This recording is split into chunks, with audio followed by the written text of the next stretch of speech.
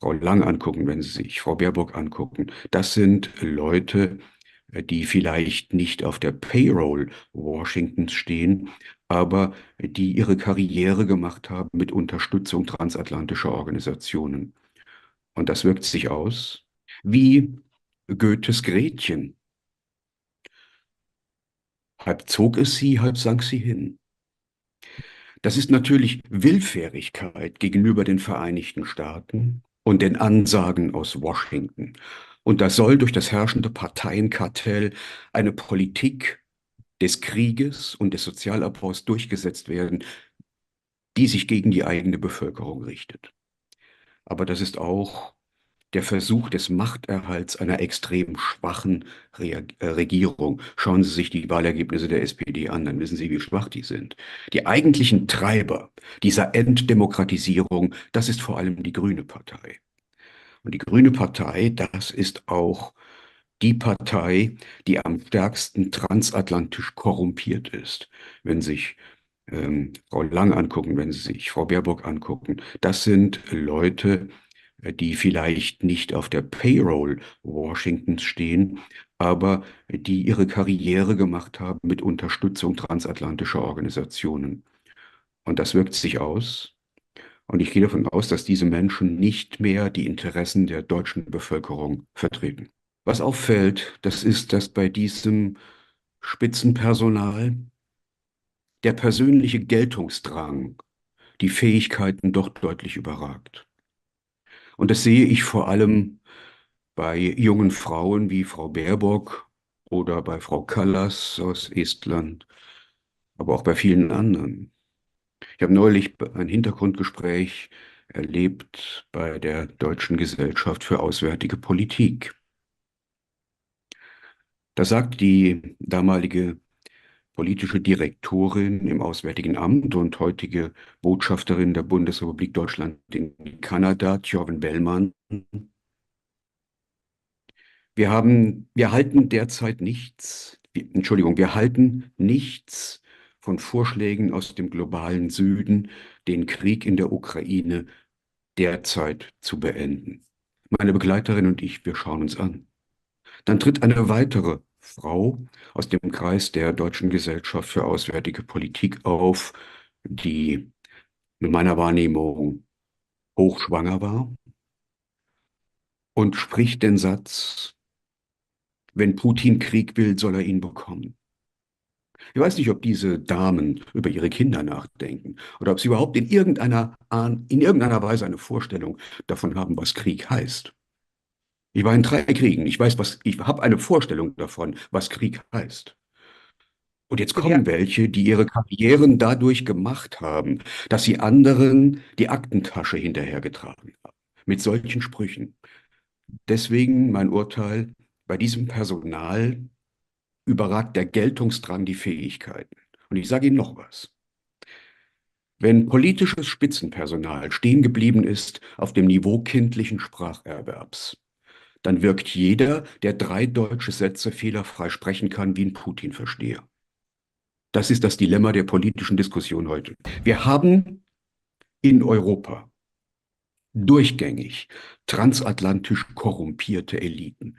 Und das hat in meinen Augen sehr viel zu tun mit dem Zweiten Irakkrieg 2003. Damals haben Bundeskanzler Gerhard Schröder, der französische Präsident Jacques Chirac und der russische Präsident Wladimir Putin beschlossen, bei diesem völkerrechtswidrigen Angriffskrieg der Amerikaner mit Hunderttausenden Toten nicht mitzumachen. Und da gab es ja sofort eine Diskussion über das alte Europa und das neue Europa und das neue Europa, Warschau und so, die haben dann doch mitgemacht und so weiter. Und da hat man in Washington in den neokonservativen Kreisen im außenpolitischen Establishment entschieden, das darf sich nicht wiederholen. Wir müssen Gefolgschaft erzwingen. Und das macht man, indem man Personal austauscht. Und in ganz Europa sehen wir heute Politikdarsteller, Flöhe im Fell des Krieges, die diese amerikanische Politik nachvollziehen, weil sie in transatlantischen Organisationen ihre Karriere gemacht haben. oder in Verbindung mit transatlantischen Organisationen. Sigmar Gabriel, Atlantikbrücke. Annalena Baerbock, Young Global Leaders. Schauen Sie mal nach Frankreich. Macron und sein jetzt zurückgetretener Premierminister Attal, das sind Leute, die im internationalen Bankengeschäft sozialisiert worden sind. Die haben mehr mit ihren Leuten im internationalen Bankgeschäft zu tun als mit der eigenen Bevölkerung. Das interessiert die überhaupt nicht. Das ist eine transnationale Elite, die um den Globus jettet, um für die Deppen zu Hause noch ein paar schöne Fernsehbilder zu produzieren. Und ansonsten treffen die sich in ihren Clubs, auf ihren Konferenzen und für ein Schulterklopfen aus Washington tun die alles, denn damit wird der eigene Geltungsdrang und die eigene Karriere befriedigt. So sieht es aus. Und diese Elite muss abgelöst werden, bevor sich etwas ändert. Und das macht man in Demokratien mit dem Wahlzettel oder indem man von seinem Recht Gebrauch macht, sich unter freiem Himmel friedlich zu versammeln. Das wird anders nicht gehen. Mit diesen Figuren wird es keinen Frieden in Europa mehr geben. Ich wünsche diesen Leuten, dass man sozusagen ein Regiment zusammenstellt. Nicht mal für den Fronteinsatz, aber vielleicht zum Einsammeln der Leichenteile hinter der Front. Das ist heilsam. Können Sie sich erklären, vielleicht für den deutschen Kontext, woher dieses Pro-Kriegs-Narrativ in den Medien im Moment kommt? Die Medien sind nach meiner Wahrnehmung herabgesunken zu Speichelleckern der NATO. Was die NATO-Pressestelle ihnen hinspuckt auf den Boden, das lecken sie begierig auf. Und das hat Ursachen. Das ist einmal die Propaganda. Zum Zweiten die Besitzverhältnisse in den Medien. Wir haben in den vergangenen Jahrzehnten eine straffe Monopolisierung im Medienwesen gehabt. Das heißt, immer weniger Konzernen gehören immer mehr Medien. Der Publizist Paul Sethe hat vor mehr als 50 Jahren einmal geschrieben, Pressefreiheit ist die Freiheit von 200 Leuten in Deutschland, ihre Meinung zu verbreiten. Und dies ist inzwischen noch schärfer und noch härter geworden. Und diese Konzerne, denen die Medien gehören, die haben Interessen. Drittens, ich habe von sozialen Deformationen gesprochen. In den Journalismus einzusteigen. Ich weiß das noch aus der eigenen Biografie. Dazu bedarf es einer ganzen Reihe von Praktika, Internships in Redaktionen, die häufig gar nicht bezahlt sind. Das können sich meist nur Kinder aus betuchteren, gehobenen bürgerlichen Verhältnissen leisten. Und dies führt in eine soziale Selektion. Das sind überwiegend Menschen, denen rein biografisch Arbeitslosigkeit, Wohnungsnot, finanzielle Engpässe fremd sind. Und deswegen treten diese Ebenen auch später in der Berichterstattung zurück, weil sie einfach keine Rolle spielen in der Biografie der Entscheider. Aber diese Entscheider, die aus dem gehobenen Bürgertum kommen, dürfen häufig Hoffnung haben, den Aktienfonds der Eltern zu erben. Und wenn ein Aktienfonds gut gemischt ist, dann liegen darin auch Rüstungsaktien. Also profitieren sie indirekt von diesem Krieg in der Ukraine. Das sagen sie aber nicht, sondern sie sagen, wir müssen den armen Ukrainern gegen den bösen Putin helfen. Und das ist verlogen. Viertens, die Arbeitslage in den Medien. Schauen Sie, ich war 15 Jahre lang freier Mitarbeiter. Als freier Mitarbeiter bieten Sie dreimal hintereinander Ihrem Chef ein Thema an, das der nicht haben will. Naja, da muss man immer drüber nachdenken. Das passt heute nicht in die Sendung oder passt heute nicht ins Blatt. Naja, da muss man ganz vorsichtig sein. Beim vierten Mal haben Sie es begriffen. Dann werden Sie Ihrem Chef ein Thema anbieten, von dem Sie denken, dass er das nimmt. Aus einem ganz einfachen Grund. Sie werden nach Sendeminuten oder nach Zeilen bezahlt und am Monatsende müssen Sie Ihre Miete überweisen. Und so übernehmen sie die Denkweise und Bewertungskriterien ihrer Vorgesetzten, der Entscheider, als junger freier Mitarbeiter. Das ist wie ein Gehirnimplantat. Und genau das ist vorauseilender Gehorsam. Sie denken nachher so wie der. Sie merken das gar nicht mehr.